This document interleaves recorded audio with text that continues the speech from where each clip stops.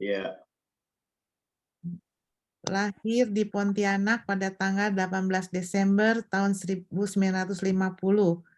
Paroki Kedoya, Gereja Santa Andreas. Istri Ibu Esterina Arianti Jaya. Anak-anak Alpha Christopher, Beta Catherine, Gamma Cornelius, serta 7 orang cucu. Pendidikan S1 di Fakultas Teknik Sipil Unpar Bandung. KPKS Santa Paulus Jalan Saharja tahun 2000 sampai 2003. STV Diarkara Extension tahun 2007 sampai 2012.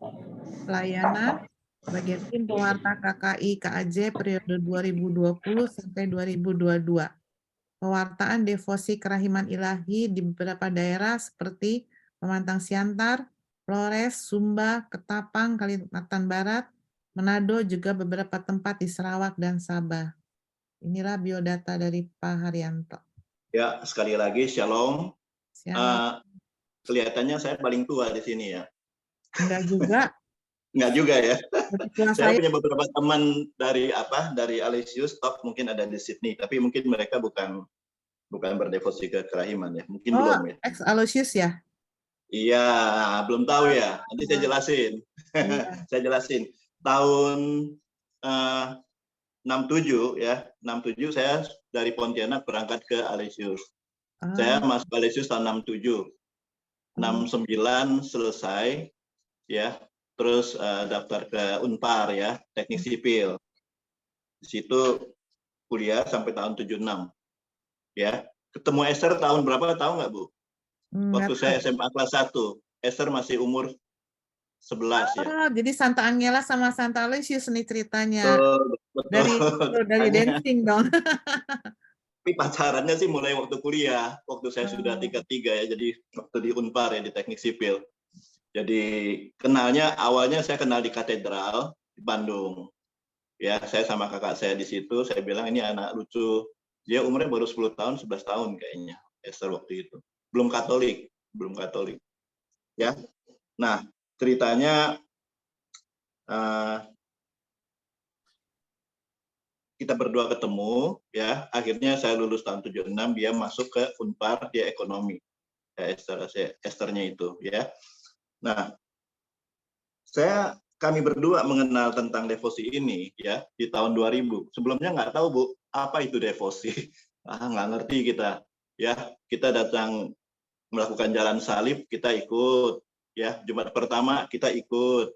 Tapi nggak tahu itu tuh devosi sebetulnya. Ya, devosi jalan salib, devosi hati kudus Yesus hari Jumat ya. Nah, kita baru mengenal devosi itu setelah masuk ke devosi kerahiman ilahi. Dan yang lucu, dulu saya sama Esther tuh umat yang biasa-biasa, Romo. Ya, kami biasa-biasa saja. Hari Minggu ke gereja, pulang biasalah cari makan sama anak-anak. Biasanya belum selesai misa juga sudah mikirin mau ke restoran mana. Nah itu biasanya begitu. Tidak terpikir yang lain. Nah, waktu sudah masuk ke ikut devosi kerahiman ilahi, saya lihat Esther rajin sekali ke misa harian ya tiap pagi. Wah, saya masih enggak, Bu. Saya masih enggak ikut. Dia ke misa pagi, pulang saya ketawa-ketawa aja. Saya bilang, ke gereja ya? Iya, ya Bang, enak ke gereja, coba ikut. Saya bilang, enggak deh, kamu ke gereja, saya ngopi aja, saya bilang. Jadi setiap kali pulang, saya ngopi. Lama-lama saya mikir, ya udah setengah tahun, udah hampir setahun mungkin saya mikir, loh enakan dia ya, pulang-pulang mukanya cerah, terima rahmat, sedangkan saya hanya secangkir kopi, nggak ada artinya. Saya bilang besok saya mau ikut ke gereja, saya bilang gitu. Nah, sejak itulah kita berdua tiap pagi ke gereja pagi sampai sekarang gitu loh. Ya, itu ceritanya devosi itu luar biasa nih, kerahiman ilahi. Jangan main-main. Nah, tahun 2000, Bapak Ibu pasti masih ingat tahun 98 ada kejadian bulan Mei ya. Di mana teman saya bilang, "Pak, saya mau ke Eropa dulu, lihat-lihat." Wah, saya pikir orang ini masih mau pindah nih ke Eropa. Pulang-pulang dia bawa gambar, ya, dia bawa gambar. Mungkin saya udah kasih slide-nya ke Bapak Ibu ya, gambar yang ya ada di screen ya nanti ya. Nah, gambar itu dia kasih ke saya sama Esther. Saya bilang Apa gambar Yesus ini kita nggak ngerti. Satu lagi, Bu. Satu lagi. Ya. Ini gambar ini. Ini dia bawa dari Eropa kayaknya. Saya lihat tidak ada sesuatu yang istimewa buat kita berdua. Jadi taruh di gudang. Tapi tahun 2000, 2 tahun kemudian, Pak Stephen Leck, ya, mantan pastor ya, pastor di Palembang dulu. Dia mengajar, memperkenalkan devosi kerahiman ilahi, dan menjelaskan tentang kedua sinar itu. Wah, setelah dijelaskan kita tahu, wah ini gambar kerahiman ilahi. Istimewa, ini bagus sekali. Jadi, sejak itu saya keluarkan lagi gambarnya. Saya pasang di bingkai gini bagus. Waktu Stephen Leck bawa seminar, saya pasang di depan, dia lihat, ini gambar bagus ini, beli di mana? Saya bilang dikasih teman di baru pulang dari Eropa.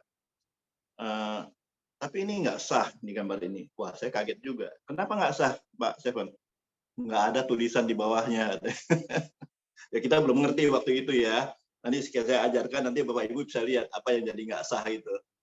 Ternyata harus ada tulisan Jesus I trust in you, atau Yesus ufam tobie, atau Yesus engkau andalanku, atau macam-macam lah, bahasa Itali, bahasa Vietnam, bahasa Filipin, itu semua ada di situ semua harusnya. Jadi waktu itu teman saya beli, mungkin juga dia bukan devosan kerahiman, jadi asal beli. Nah, tulisan di bawah yang ada sekarang, saya beli di Melbourne ya. Kebetulan saya ke Melbourne, ketemu ini yang begini, saya beli 10. Begitu sampai ke Jakarta habis. Pak Stephen minta 1, saya bilang saya udah habis dibagi-bagi ini, habis semua. Nah, memang perlu ada tulisannya ya. Nah, baik. Teman saya itu sekarang tinggal di Perth, ya. Ternyata dia nggak tinggal di Eropa. Itulah awal mulanya kita mengenal tentang kerahiman ilahi. 2000 sampai 2003 saya dan Esther sekolah KPKS, namanya kursus pendidikan kitab suci di Tebet ya. Kami berdua angkatan ke-11 ya. Nah, 2003 sampai 2007 saya bergabung dengan tim Pak Robi Wawor ya. Itu ngajar kitab suci. Ya, ngajar di Tebet sampai di Keramat ya. Nah, mulai 2007 itu yang pertama kali, tahun yang pertama kali kami ke Polandia ya.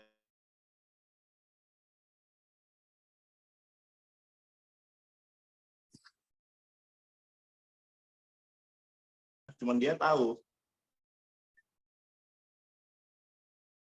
Nah, waktu kita ke sana, tour leadernya juga menjelaskan kayaknya banyak kelirunya gitu loh.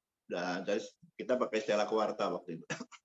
Saya bilang, Michael, kayaknya nggak cocok tuh dengan diary-nya yang kamu ngomong. Masa sih, Pak? Iya, saya dapat dari internet, Pak. Suruh Bu Esther yang ngomong deh. Saya bilang gitu. Dia akhirnya bilang, ya Bu Esther yang ngomong ya di bus ya. Jelasin katanya. Nah, waktu dijelasin baru kita tahu banyak ya tentang diary-nya itu. Karena pertama kali kita ke sana tidak puas, karena dengan rombongan ya, biasa. Dan tujuannya tidak khusus untuk kerahiman ilahi. Jadi Esther bilang, kita suatu hari balik lagi ke sini, khusus untuk kerahiman ilahi. Kita tinggal di biaranya Faustina aja. Jadi tahun 2009 kami kembali berdua dan tinggal di biara ya, nanti saya cerita. Baik, setelah itu tahun 2011 kami ada bikin tim di sini ya, namanya tim TKKI ya, Kerasulan Kerahiman Ilahi Dekanat Barat. Ya, kami melakukan pelayanan keluar ya, ke Flores, ke Sumba, ke Kalimantan Barat ya, ke Tapang waktu itu, ke Manado, terus ke Sarawak. Sarawak banyak, sampai 6-7 kali ya. Nah itu ceritanya pelayanannya. Terus datanglah pandemi ya, istirahat jadinya ya. Baik, Bapak Ibu sudah dijelaskan sama Ibu Esther ya tentang apa?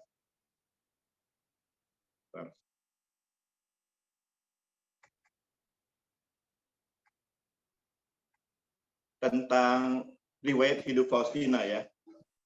Tentang riwayat hidup Faustina. Bapak Ibu dapat apa dari cerita itu dari Ibu Esther? Orang bilang tak kenal makanya tak sayang ya.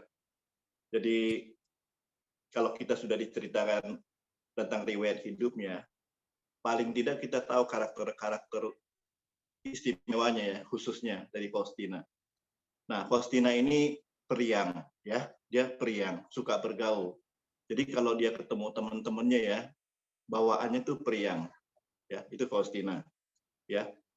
Dia waktu kecil sudah ditunjukkan sama dia bisa menjelaskan cerita tentang Santa Santo ke teman-temannya, gitu loh. Padahal dia nggak baca, karena dia dijelaskan oleh papanya. Papanya suka sekali cerita tentang Santa Santo, dan dia dengar dan dia ceritakan ke teman-temannya. Yang kedua, Santa Faustina ini waktu kecil dia peduli kepada sesama ya. Dari kecil dia sudah tahu orang itu hidup susah itu bagaimana. Nah, teman-temannya banyak yang ngemis, jadi tapi dia sendiri tidak. Tapi dia membantu teman-temannya ngemis. Setelah dia dapat uang, dia kasihkan ke teman-temannya. Itulah ya kepeduliannya terhadap sesama. Yang ketiga, dia suka berdoa. Ya, kadang-kadang tengah malam dia bangun, dia berdoa, dimarahin mamanya, dia bilang, enggak Ma, ini kalau saya tidak berdoa, saya dimarahin Tuhan Yesus. Nah itu, kadang nyebut-nyebut nama Yesus, mamanya nggak berani ngomong, diam saja. Nah, yang lain lagi, Faustina ini rendah hati, ya. Dia suka diejek, suka dibilang males, suka dibilang gila, tapi dia terima semua dalam hati, dan dia tidak banyak bicara soal itu. Karena kerendahan hatinya ya, jadi itu. Terus yang berikutnya, yang kelima, sabar dan pemaaf ya. Ya sering ya sengaja ya dipersulit pekerjaannya ya, tapi dia selalu memaafkan mereka yang berbuat itu. Misalnya dia nyapu, udah nyapu sampai bersih, ada aja yang membuang kotoran lagi ke situ supaya dia nyapu lagi gitu. Ya, kalau kita sudah mencak-mencak yang nggak mau nyapu lah atau gimana atau ngadu ke Mother General ya, tapi dia enggak, dia nyapu biasa aja. Yang keenam, cerdas. Nah ini sudah ditunjukkan ya, Bu Esther juga tunjukkan diary yang dia tulisan yang bagus ya, hanya 3 tahun di sekolah SD dia bisa melakukan pekerjaan yang sulit ya, ditunjuk oleh Yesus sebagai sekretaris pribadinya ya. Nah itu yang luar biasa. Mereka bukan tidak ada mampu untuk bayar sekolah untuk sekolah di sana. Mereka itu diminta ganti untuk yang lain supaya yang lain kebagian sekolahnya gitu loh. Jadi yang ngantri sekolah itu banyak sekali. Kalau kita sudah bisa baca dan nulis, bisa ngitung, ya kamu sudah harus keluar nih ganti sama teman kamu yang belum gitu. Jadi bukan dia tidak ada biaya untuk sekolahnya, bukan. Karena mereka harus kasih kesempatan kepada yang lain juga. Ya, baik. Itulah kira-kira ciri-ciri khas karakter daripada Faustina ya. Daripada Faustina. Baik, yang penting Bapak Ibu ya, kita lihat yang berikut. Yang berikut ya. Screen-nya yang berikut kita lihat ada 5 bentuk cara berdevosi kepada kerahiman ilahi ya. Yang berikut ya. Yang pertama, menghormati gambar kerahiman ilahi. Ini yang akan saya jelaskan malam ini tentang. Yang kedua, melakukan pesta kerahiman ilahi.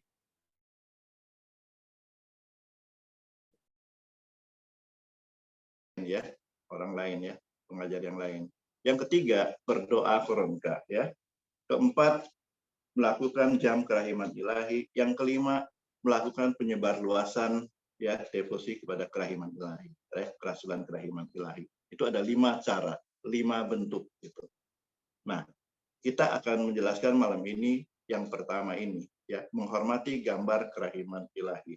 Sebelum saya ke situ ya mengenai gambar ya tentang image of divine mercy ya, itu kita akan bicara tentang inti devosi kepada kerahiman ilahi ya. Devosi ini ada 2 pilar ya. 2 pilar ini sangat penting. Seorang devosan harus bisa melakukan kedua pilar ini. Yang pertama adalah mengandalkan Tuhan ya. Yang kedua, peduli atau berbelas kasih kepada sesama. Ini 2 pilar yang harus dilakukan oleh para devosan. Mengandalkan Tuhan, kita tahu harus percaya penuh, ya, bersandar kepada Tuhan, ya, dan melakukan apa yang diminta Tuhan, yaitu ya. Sedangkan yang kedua, kita tahu bahwa peduli kepada sesama, ya, artinya kita berbuat belas kasih.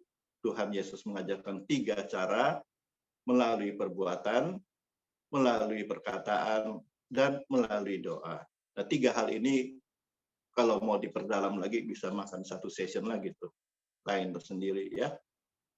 Jadi melalui perbuatan, ya Bapak Ibu sebenarnya sudah tahu dari Gereja Katolik ya, 7 perbuatan rohani, 7 perbuatan jasmani, yang berilah makan pada yang lapar, berilah pakaian pada yang telanjang, yang semacam itu, beri minum pada yang haus ya. Ada 7 macam itu. Nah, penting sekali. Jadi kalau kita melihat orang ya di Gereja Katolik sudah melakukan kedua hal itu, hidupnya beriman, mengandalkan Tuhan, dan dia selalu berbuat belas kasih, kita nggak usah nanya dia orang kerahiman apa bukan, karena orang yang begini sudah pasti orang kerahiman ilahi yang berkenan kepada Tuhan. Ya, itulah tujuan kita untuk ke sana, agar kita bisa mengandalkan dan juga peduli kepada sesama. Ya, itu yang penting, 2 pilar itu ya, inti devosi kepada kerahiman ilahi. Baik, kita teruskan. Kita jelaskan tentang gambar kerahiman ilahi ya. Screen ya, yang berikut.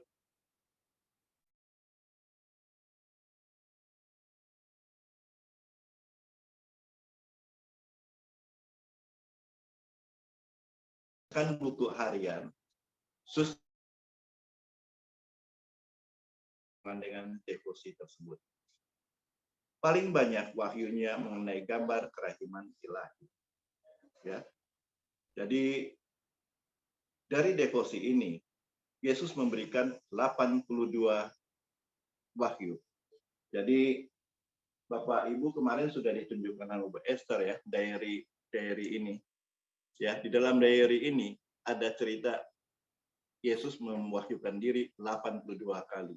Dan yang paling banyak adalah mengenai gambar kerahiman ilahi. Ya. Nah, ini yang bahasa Indonesia. Yang bahasa Inggris kemarin sudah dikasih kali sama Esther tahun 2000-an. Ya.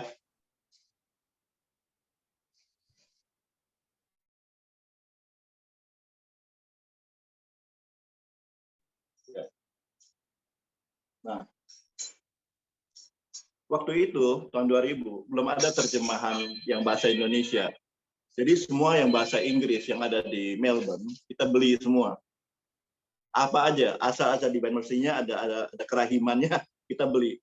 Mau yang buku baru maupun yang second ya, buku second kita beli semua. Jadi kita pengen menambah wawasan ya untuk itu. Baik, berikutnya kita lihat peristiwa yang terjadi ya dengan gambar ini ya, pewahyuan ini, wahyu pertama ya. Pada tanggal 22 Februari 1931 ketika berada di kota Plock ya, Suster Faustina mendapat wahyu pertama mengenai devosi ini. Nah, di kota Plock dia bekerja di dapur, di pabrik, dan juga di toko roti. Ya, karena dia sekolahnya rendah ya, cuma 3 tahun, pekerjaannya itu tukang kebun, tukang buka pintu, terima tamu, ya itu kerjaannya. Ya.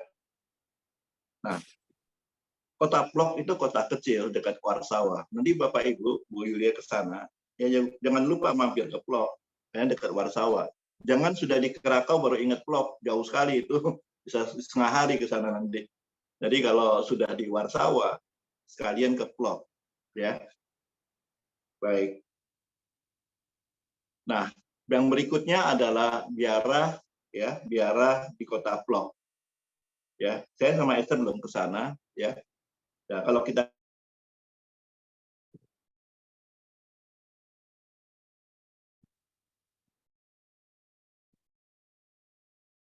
daripada biara itu dan juga ada ya yang berikut. Nah, sekarang saya mau ceritakan ya tentang peristiwa ya, peristiwa penampakan Yesus atau wahyu pertama Yesus pada Faustina. Sore itu ketika aku berada di dalam kamarku, aku melihat Tuhan Yesus berpakaian jubah putih. Ya, screen berikut, Bu. Tangan kanannya terangkat seperti sikap memberi berkat, ya. Sedangkan tangan kirinya menyentuh jubahnya pada bagian dada. Screen berikut, Bu. Dari balik jubah itu terpancarlah dua sinar. Yang satu berwarna merah dan yang lain berwarna pucat. Dalam keheningan, aku terus menatap Tuhan. Jiwaku tersentak oleh rasa takut, tetapi juga oleh sukacita yang besar. Tidak lama kemudian, Yesus berkata kepadaku, lukislah sebuah gambar tepat seperti yang engkau lihat ini. Dengan tulisan di bawahnya, Yesus, engkau andalanku. Aku ingin supaya gambar ini, aku ingin supaya gambar itu dihormati mula-mula di kapelmu. Dan kemudian di seluruh dunia. Ya, Bapak Ibu lihat di bawah tulisan ini ada nomor 47 ya, terus dikurung. Artinya Bapak Ibu ingin mencari teks ini ada di diary buku harian Faustina ya, di BHF di nomor 47 ya. Jadi ada ya di situ. Jadi Bapak Ibu nggak usah foto atau catat dari tulisan ini, tapi cukup tulis 47 gitu. Nanti tinggal cari di diary-nya ya. Berikutnya, aku berjanji bahwa jiwa yang menghormati gambar itu tidak akan binasa. Aku menjanjikan juga bahwa sudah sejak di dunia ini ia akan mengalahkan musuh-musuhnya.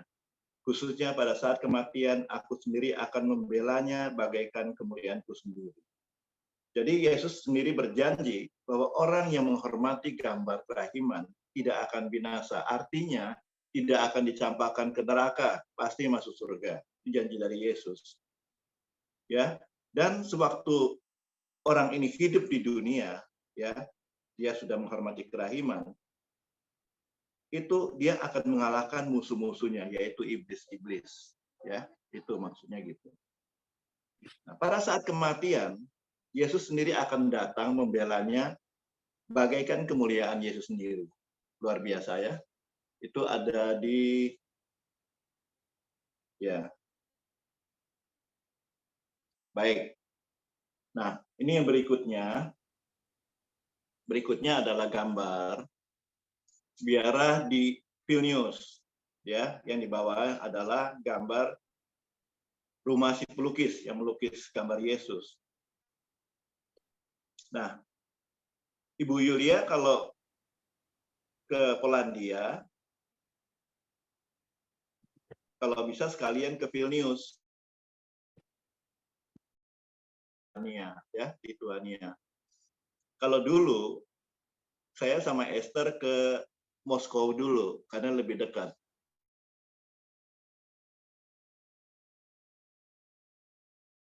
Jadi kami sama-sama jalan-jalan di Moskow sebentar, terus kami sama-sama ke Saint Petersburg. Dari Saint Petersburg, nah di situ kami juga jalan-jalan ke Summer Palace ya, yang sangat terkenal ya. Di situ saya menemukan lukisan Rembrandt ya, Rembrandt yang melukis, kita di sini disebutnya lukisan anak yang hilang. Kalau Bapak Ibu di sana mungkin lebih terkenal dengan nama The Return of the Prodigal Son. Ya, ini. Ya.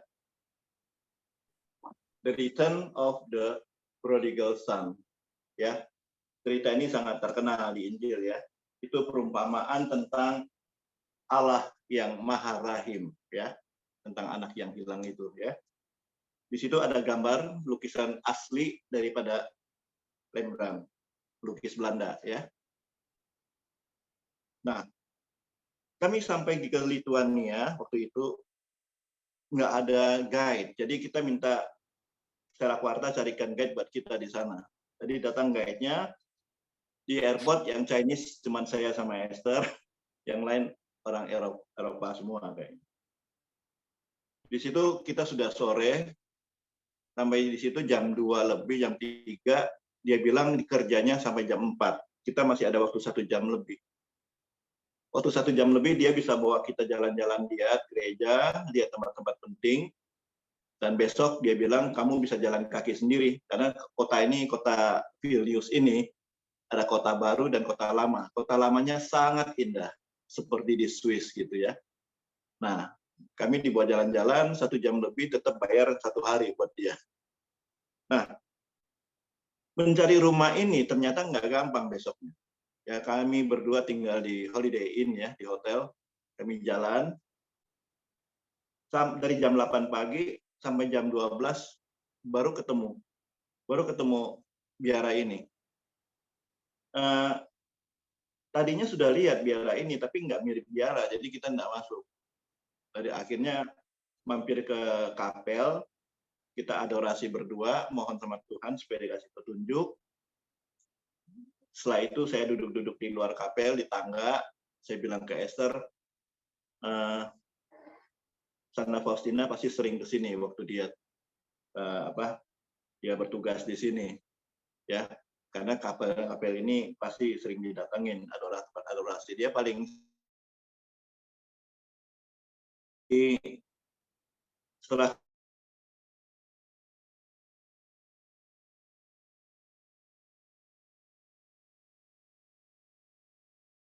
ini, karena kita nyari alamatnya nggak ada yang tahu ya, karena udah 70 tahun lebih. Nama jalannya sudah ganti semua. Oh, pastornya bilang ada tuh dekat yang rumah ini, dia kasih lihat, dia tunjuk, ternyata rumah yang ini, yang hitam ini. Ya akhirnya kami ke sana dan ketemu, wah luar biasa senangnya, luar biasa, saya senang sekali sampai saya kasih tip ke yang jaga di situ tuh, 100 euro. Ya, saya bilang ini buat di sini, buat di sinilah untuk maintenance di sini, kamu pakai aja ini. Karena saya baik sama dia, dia juga punya Faustina yang dipalangin juga. Dia bilang kamu boleh masuk, boleh lihat ke dalam buku-buku yang ada di toko bukunya, dia kasih gratis sama saya. Ini buku-buku kamu boleh baca, kata dia, buku bagus. Wah, luar biasa lah. Ya, kita berdua senang sekali akhirnya ketemu tempat biaranya Faustina di Vilnius ini. Dan tugas kami berikutnya adalah mencari rumah si pelukis yang di bawah ini. Kami jalan-jalan, cari juga nggak ketemu, alamatnya juga sudah berubah. Akhirnya saya bilang ke Esther, yang mana sih rumahnya? Kamu tahu dari mana? Itu ada rumah. Esther kasih lihat saya flyer. Ada flyer, ada buku kecil lah, di flat buku kecil. Dan rumahnya seperti ini. Saya bilang, kita sambil cari makan, udah mau jam 2, kita sambil jalan aja lah, nggak usah cari alamat lah gitu. Akhirnya kita jalan. Baru jalan kira-kira 10-20 meter, atau di sebelah kiri ada rumah persis kayak gini. Bangunannya persis kayak gini. Saya bilang kan sama nih dengan yang di leaflet, yang di buku kecil. Oh iya ya, sama ya katanya. Kebetulan ada suster yang keluar. Nah, saya datangin susternya, saya tanya apakah ini tempat Faustina punya lukisan. Oh, dia bilang betul, Sopotsko tinggal di sini, pastornya katanya. Udah, dia suruh kita masuk ke dalam. Begitu ceritanya, Bu. Ya, tentang nanti kalau ke sana juga mungkin ngalamin hal yang sama, susah nyarinya. Ya. Ya, berikutnya adalah peta. Ya. Bapak lihat peta itu di mana tempat Faustina pernah datangin semua. Ya, Vilnius itu ada di pojok sebelah kanan atas, Bu. Di luar daripada negara Polandia ini, di luar. Ya, di atas pinggir. Jadi kalau Bapak Ibu berangkat dari Warsawa masih agak dekat ya, dari tengah ya. Tapi kalau dari Krakau ke sana, waduh, jauh sekali. Saya sama Esther dari Lithuania, dari Vilnius, naik bus ke Krakau. Tapi busnya enak, ada seperti tempat tidur gitu, ya. Nah, baik. Di situ Bapak Ibu bisa lihat ada Warsawa di atas, ada Plock ya. Yang penting itu ada Glogowic, itu desanya dia. Terus ada Lodz. Lodz itu tempat dia kerja ya sebagai pembantu. Ya, baik. Yang berikutnya nih ya, yang berikutnya saya berfoto sama Esther di kamar tidurnya Faustina sebetulnya. Nah ini yang saya bilang dipagerin sama dia, diikat pakai rantai, nggak boleh masuk. Karena terlalu banyak tamu turis datang, dia bilang berantakan soalnya. Jadi sama dia dikasih tali, jadi nggak berantakan. Sekarang karena saya baik sama dia, dia suruh masuk, boleh foto di sana gitu.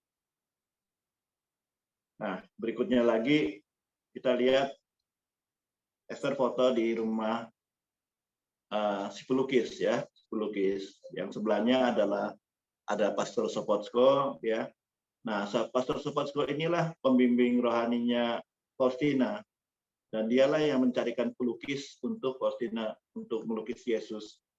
Dan modelnya adalah dia sendiri, makanya Yesusnya jelek, jidatnya tinggi. Sedangkan si Sopotsko ini kan botak tuh, jelek. Jadi Faustina menangis melihat lukisannya karena Yesusnya nggak seperti itu. Ya, baik. Berikutnya kita lihat Yesus memberikan semacam peringatan kepada Faustina, katanya, kalau engkau mengabaikan masalah pelukisan gambar itu, ya, dan seluruh karya kerahiman, engkau harus besar jiwa pada hari pengharapan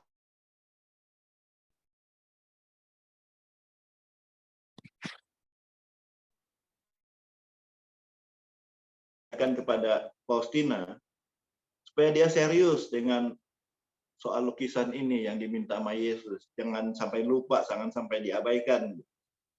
Ya, karena itu dari tahun 1931 pewahyuan pertama Yesus sudah minta itu. Sekarang sudah tahun 1933, lukisan itu belum jadi. Ya, Faustina sudah suruh teman apa sama-sama suster dia suruh gambar ya waktu di meja tempat dia buat roti, dia pakai tepung, gambarnya juga jelek ya, ceritanya begitu. Ya, semuanya itu nggak berhasil. Udah pengen nangis aja Faustina rasanya itu. Kenapa dia disuruh gambar gitu, dia salah ngerti. Jadi yang disuruh bukan dia sebetulnya. Nah, untung dia cerita kepada Sopotsko ya. Tadinya Sopotsko tidak menanggapi. Dia bilang maksudnya Yesus adalah melukis dalam hati kamu, bukan suruh bikin lukisan ya. Tapi Yesus tetap bilang, saya minta lukisan, bukan di hati kamu, tapi dilukis gitu. Akhirnya Faustina ngotot minta sama Sopotsko-nya. Akhirnya Sopotsko ada di Lituania, ketemu pelukis, dan dia minta Faustina datang untuk melihatnya. Baik. Berikutnya tahun 1934 ya. Aku memberikan kepada umat manusia sebuah wadah. Jadi ini lukisan sama Yesus disebutnya wadah. Wadah apa? Wadah rahmat.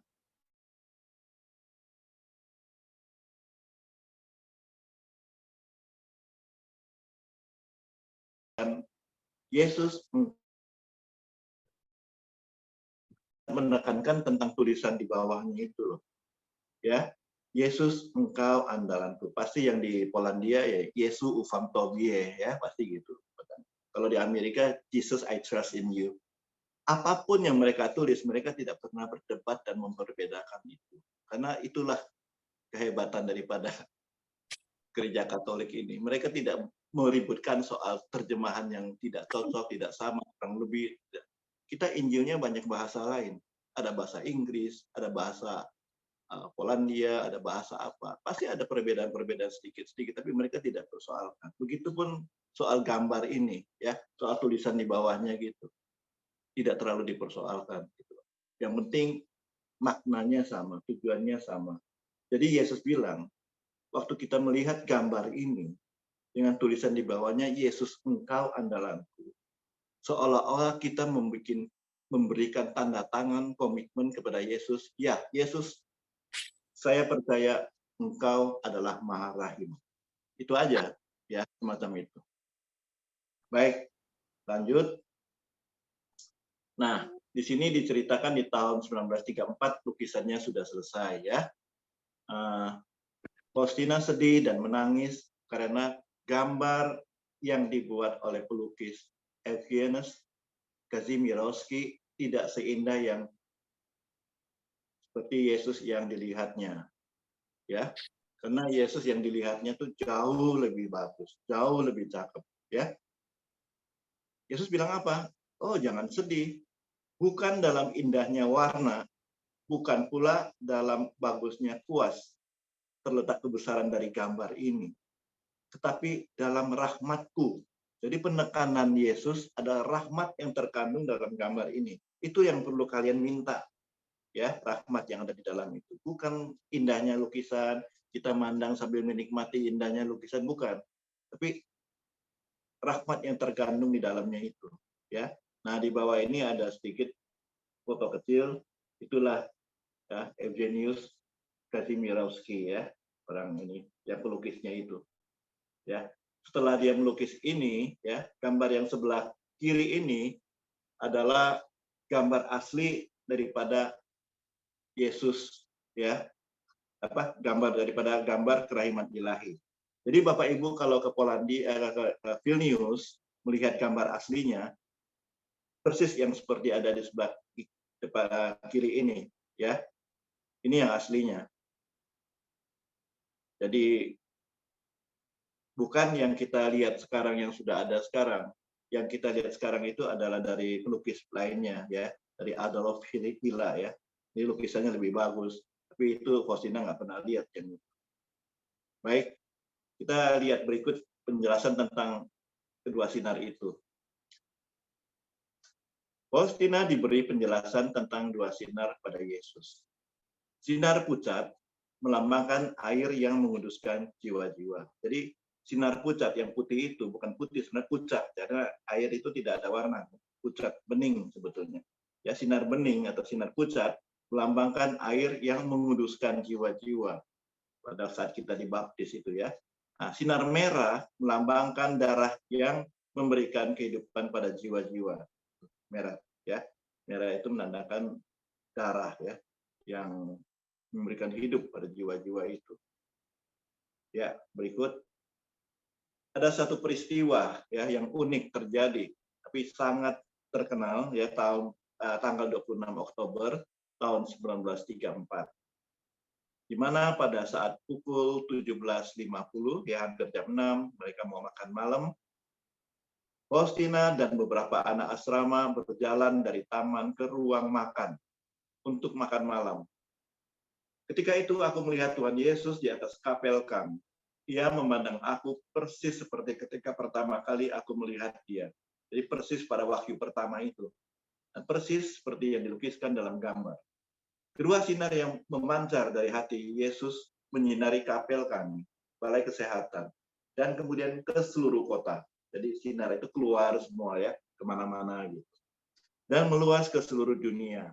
Penglihatan itu berlangsung sekitar 4 menit, lalu lenyap. Ya, lalu lenyap.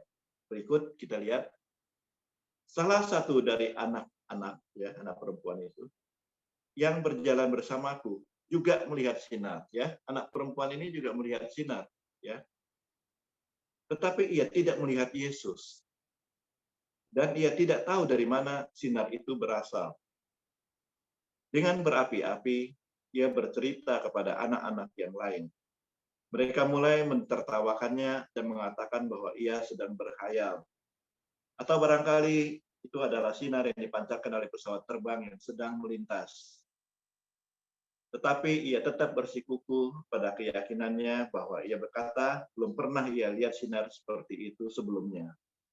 Jadi dia tahu itu suatu mukjizat, dia tahu sinar dari Tuhan, tapi dia tidak melihat Yesusnya sendiri. Penglihatan itu sangat hanya Faustina bisa lihat itu. Nah, kita lihat yang berikutnya. Pada akhir tahun 1934, Yesus berkata kepada Faustina, "Aku menghendaki gambar itu diberkati secara meriah pada hari Minggu pertama sesudah Paskah."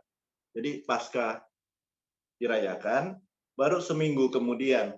Nah, Yesus menghendaki gambar itu dihormati, ya, secara publik, ya, secara banyak, secara massal, supaya setiap jiwa dapat mengenalnya. Itu yang kita rayakan, kita sebut pesta kerahiman itu, ya, Bapak Ibu. Jadi seminggu setelah Paskah, ya, kita sering dengar, ya, kata-kata Paskah itu kita menerima hadiah Paskah. Tapi kita bukanya hadiah itu pada saat pesta kerahiman seminggu kemudian. Nah itu, ya, kita tahu kata-kata kasih Allah adalah buah, kerahimannya adalah kasih Allah adalah bunga, kerahimannya adalah buah. Jadi yang lebih penting dan lebih kita perlukan adalah buahnya itu, ya. Nah, ada kejadian pada 26 sampai 28 April, ya, yang berikut. Tahun 1935 di kota Vilnius, ya. Gambar dipajang untuk pertama kalinya. Nah, ini gambar ini sudah dilukis oleh pelukis Evgenius Kazimierowski ini. Dia sudah lukis, tapi belum dipajang untuk umum. Karena Yesus minta, jadi gambarnya dipajang untuk umum. Ketika gambar itu dipajang, aku melihat tangan Yesus tiba-tiba bergerak. Ia membuat tanda salib besar. Pada malam hari itu juga, ketika aku sedang berbaring di tempat tidur, aku melihat gambar itu bergerak di atas kota. Dan kota itu diselubungi dengan sesuatu yang tampak seperti jaring dan jala-jala. Nah itu penglihatan daripada Faustina, ya. Nah, Bapak Ibu lihat gambar berikutnya. Kalau Ibu Yulia ke Vilnius, harus mampir ke sini. Ini namanya Benteng Ostra Brama, di mana pada saat itu penduduk Polandia mau diserbu sama musuhnya, mereka bikin benteng, ya, bikin benteng itu sendiri, dan benteng itu dinamakan dengan nama Ostra Brama. Nah, Bapak Ibu lihat ada Bunda Maria, ya, sebelah kanan dengan warna emas dan 40 sinar, ya. Itu ada di tengah-tengah, Bu. Ada di tengah-tengah, Bapak Ibu. Ada di tengah-tengah ini, ada di atas, di lantai kedua. Di lantai kedua itu ada 3 jendela, ya. Di tengah ada jendela yang besar. Nah, di tengah jendela yang besar itu adalah Bunda Maria ini. Bunda Maria ini dari emas sih mungkin, ya, sebuah emas atau apa dari emas, itu tingginya 1,5 meter kira-kira, lebarnya semeter, tingginya 1,5 meteran, besar, ya. Nah, ini dari bangunan ini Bapak Ibu lihat orang-orang pada berdiri. Nah, mereka berdiri itulah tempat umat, ya, berdiri, ya, pada misa pada tanggal 26 sampai 28 Oktober itu, ya. Nah, ya,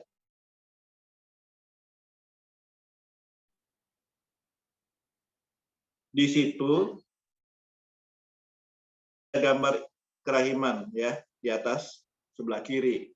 Nah, itulah yang diminta Yesus supaya dipajang di situ, supaya umat bisa lihat, ya, umat bisa lihat gambar ini, lukisan ini, the image of divine mercy, ya. Nah, itu pada saat Sopoćko berkhotbah, ya, ya, kedua sinar ini menembus ke semua umat, ya. Waktu dia memberikan berkat, sinar ini menembus ke masing-masing umat, ya, masing umat, cuman sinarnya itu berbeda-beda, itunya terangnya berbeda-beda. Sama kayak kita di sini, ya, sama-sama kita ke gereja, sama-sama kita ke gereja yang sama, ruangan yang sama, tapi pada saat pemberkatan, mungkin berkat yang diterima masing-masing umat itu berbeda, ya, tergantung tergantung iman masing-masing, tergantung persiapan masing-masing gitu ya. Nah itu sinar-sinar ini juga sama. Saya dan Esther berkesempatan untuk berfoto di sana, ya. Nah di samping kami ini ya, kami berdiri di sampingnya itu gereja, ya itu gereja di dalamnya. Bapak Ibu harus usahakan ke sini. Setelah ke biara, ya, ke rumah pelukis, datanglah ke benteng Ostra Brahma ini, ya. Baik. Nah, pada tahun 1935, khotbah mengenai kerahiman ilahi ini adalah salah satu perkara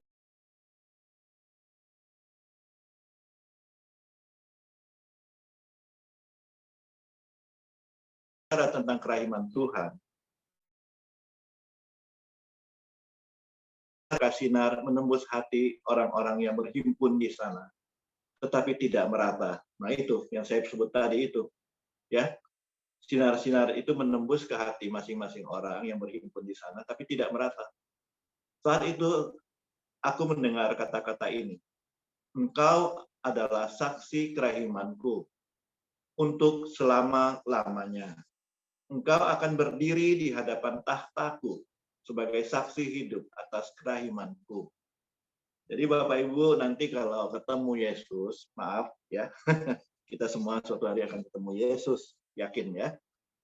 Kita akan melihat Faustina ada di depan tahtanya Yesus. Dia berdiri di situ menyaksikan kerahiman Tuhan, ya, ya sebagai saksi bahwa Yesus adalah Allah yang Maha Rahim, ya. Dan Bapak Ibu bisanya apa? Santa Faustina, ya. Itu yang paling baik. Baik, berikutnya apa yang dikatakan Yesus tentang sinar-sinar itu? Ya, yang berikutnya ya. Sinar-sinar itu melindungi jiwa-jiwa terhadap murka Bapakku.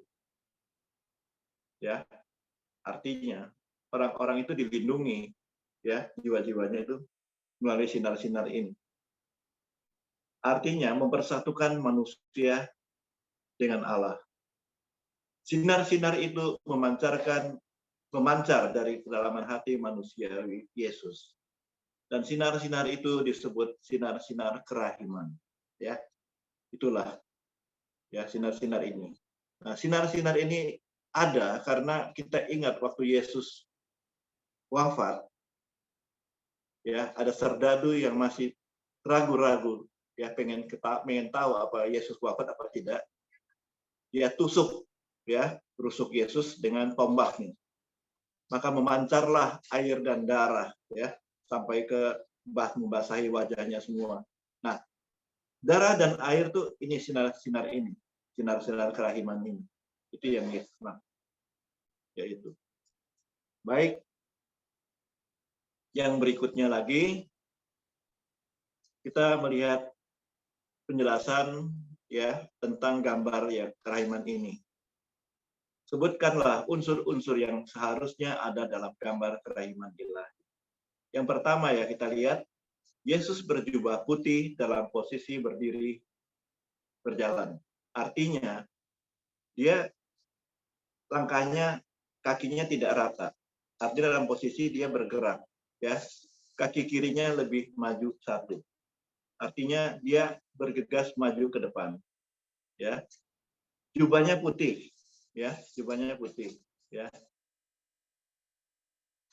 Jadi kalau Bapak Ibu ada gambar kerahiman, kelihatannya kekuning-kuningan, itu mungkin melambangkan keemasan ya. Tetap jubahnya putih sebetulnya. Ya.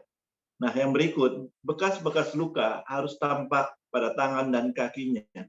Nah, di lukisan gambar kerahiman ini, tangan dan kaki Yesus ada tandanya.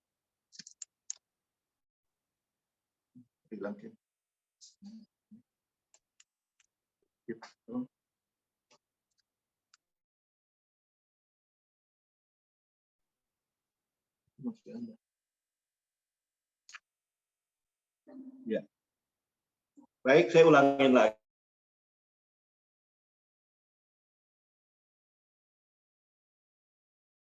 di tangannya dan juga kakinya. Itu penting sekali, ya. Ini ada suatu sharing dari Teresa dari Avila, ya, Santa Teresa dari Avila. Dia pernah berjumpa sama Yesus, ngobrol. Setelah selesai ngobrol, Santa Teresanya tanya, apakah engkau sungguh Yesus? Yesusnya bilang, iya, saya Yesus.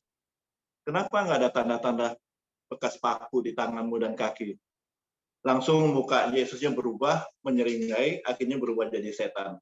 Jadi setan pun bisa berubah ke Yesus, tapi biasanya ada yang kekurangannya yang dia nggak bisa. Misalnya tanda-tanda bekas paku ya di kayu salib itu. Itu salah satu sharing daripada Santa Teresa dari Avila.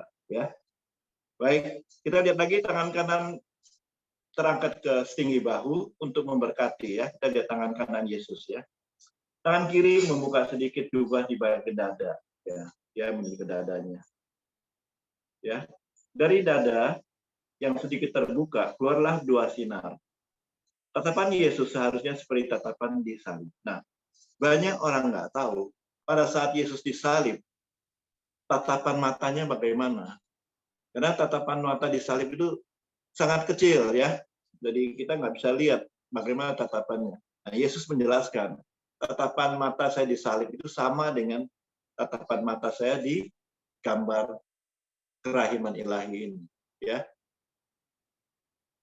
ya.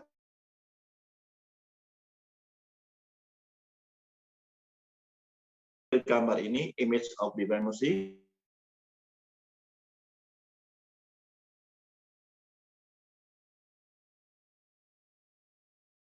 mata yang penuh belas kasih, mata yang penuh kerahiman. Ya, baik.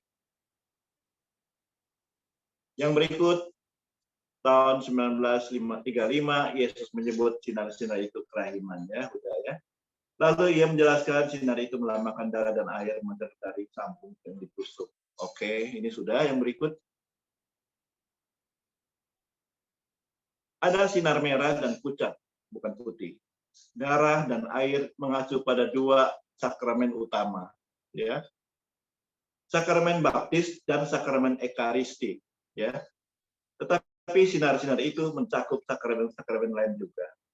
Sinar pucat mencakup sakramen pengampunan dan baptis, sakramen-sakramen orang mati. Sedangkan sinar merah mencakup sakramen ekaristi, krisma, pengurapan orang sakit, imamat, dan perkawinan.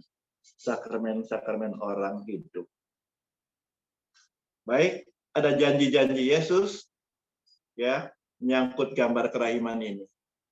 Nah, secara umum, janji umum, aku memberikan kepada umat manusia sebuah wadah yang harus mereka bawa ketika mereka datang memohon rahmat ke sumber kerahiman, ya.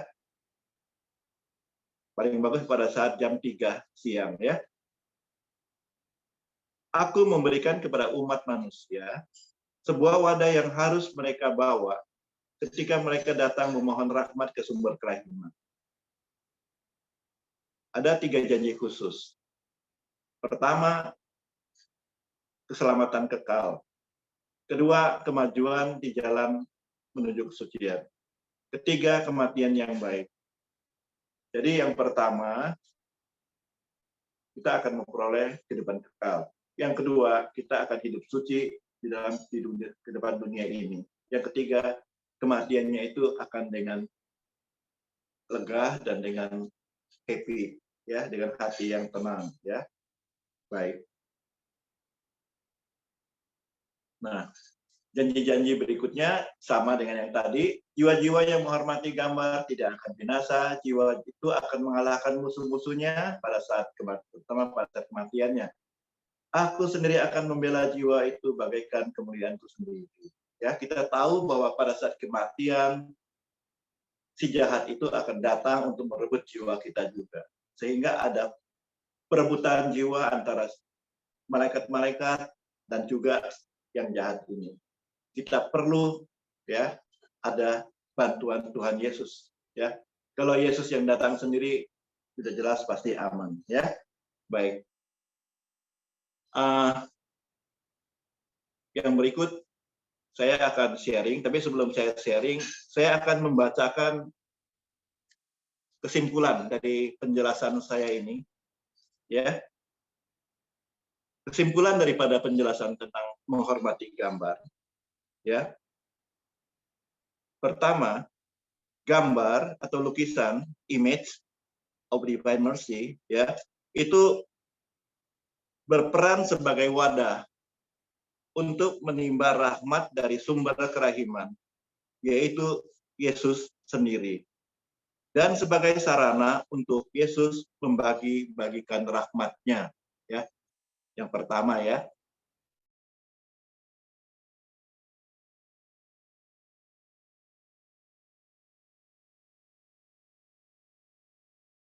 Akan tuntutan-tuntutan kerahiman. Kita melihat gambar ini, melihat image ini, kita akan mengingat, wah, ada tuntutan-tuntutan kerahiman Allah. Yang pertama, yaitu hidup mengandalkan Tuhan. Yang kedua, hidup peduli kepada sesama. Yang sudah saya jelaskan tadi ya, di awal ya. Baik, itulah kesimpulan daripada penjelasan tentang sesi ini, ya, kesimpulannya. Baik, tentang gambar ini, ya, Bapak Ibu lihat Ibu Esther foto sama suster, ini suster Italia. Nggak bisa bahasa Inggris, ya, bisanya bahasa Italia. Jadi dia menjelaskan tentang gambar di belakang. Tapi tanpa dia jelaskan pun kami berdua sudah tahu cerita tentang ini. Nah, ini ceritanya begini. Waktu Suster Faustina jadi pembuka pintu menerima tamu, pada sore hari, jam 5, jam 6 sore gitu ya, dia sudah mau tutup pintu karena di luar itu dingin sekali dan musim salju, winter ya. Jadi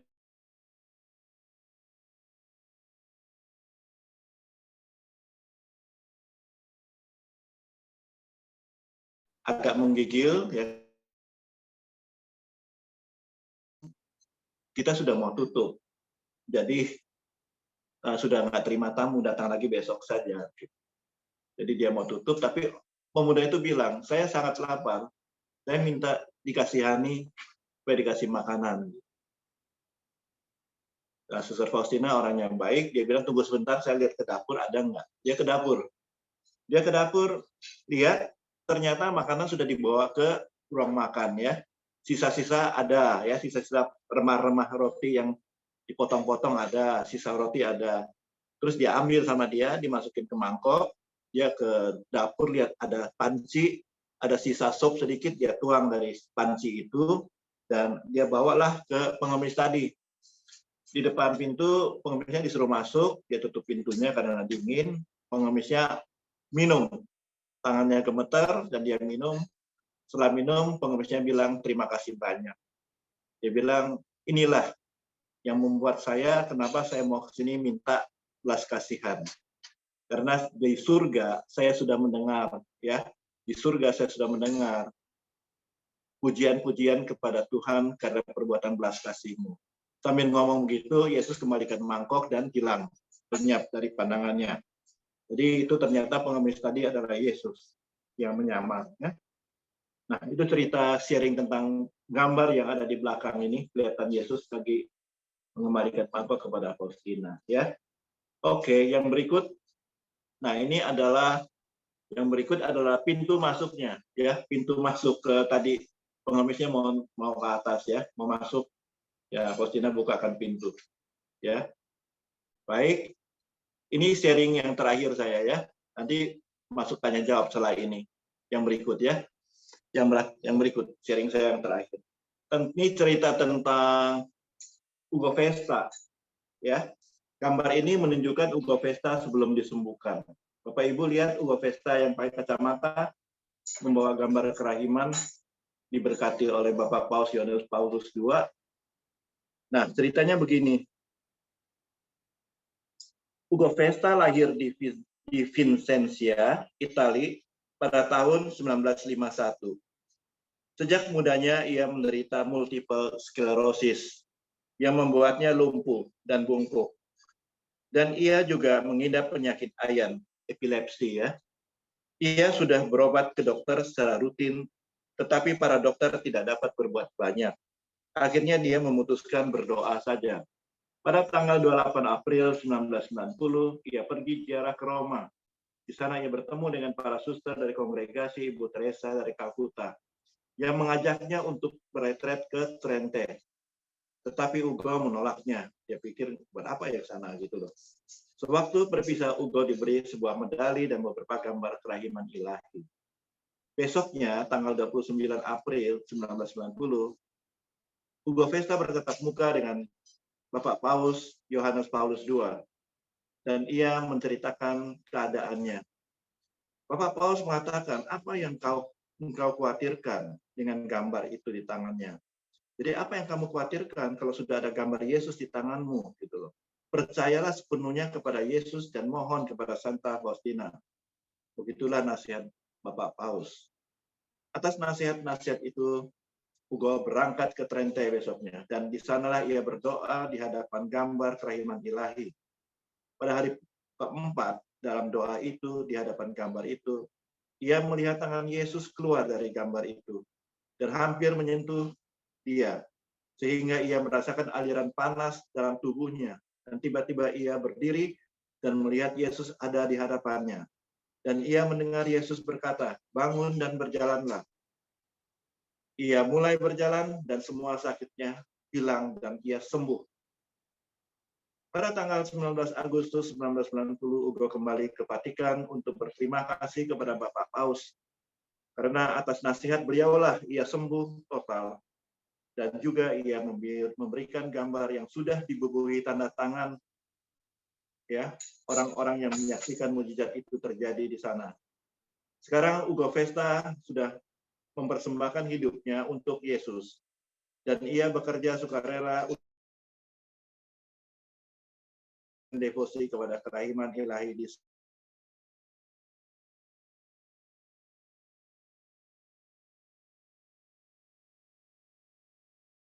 Bapak Ibu lihat gambar berikut, di mana gambar berikut Ugo Vesta bertemu dengan Bapak Paus dan memberikan gambarnya. Dia sudah tidak bungkuk lagi ya. Sebelahnya ada istrinya ya. Baik, itulah cerita tentang kesaksian tentang Ugo Vesta. Ada kesaksian lain yang bagaimana Faustina menjadi santa ya dari Maureen Higan ya, dan juga dari Pastor Ronald Peter ya. Itu ada kesaksian yang lain. Mungkin yang pengajar lain yang akan memberikan sharing-sharing tersebut. Baik Bapak Ibu, terima kasih banyak atas perhatiannya. Itu saja yang saya dapat berikan. Mungkin nanti masuk ke session tanya jawab akan dilakukan oleh Ibu Esther. Baik, terima kasih untuk kebersamaannya. Terima kasih Pak Haryanto. Bapak Ibu, jika ada yang mau bertanya silahkan Ibu Esther yang akan menjawab. Ya,